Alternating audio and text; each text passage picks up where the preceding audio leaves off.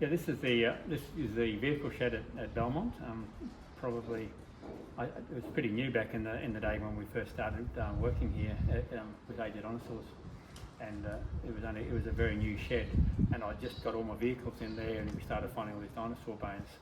We had to put all the pallet racking in here, and at one stage, this whole pallet racking was full of dinosaur bones, big plaster jackets, and we had pallets all lined up along the front with all the, I think the whole of Wade was on pallets on the ground.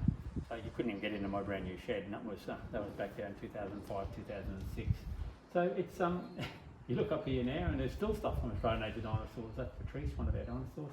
It's still here. I brought it out here because it had to be worked on with big machinery, and I never got to it, so it's going to have to go back to the museum shortly.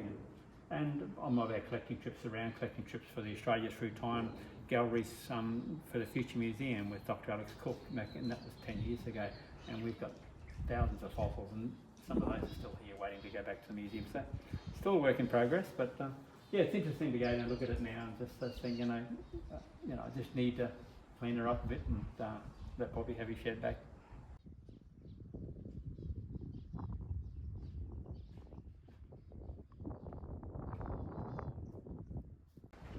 Over here, this is the old Ute, the old Toyota LandCruiser. This is my first car, and when I first came to Belmont, and this is going back in 1980, I think it was 84. I think when I got this old Toyota, it's second-hand, 3 years old, and look at it, it's still going, and Bobby uses it now as his firefighting rig.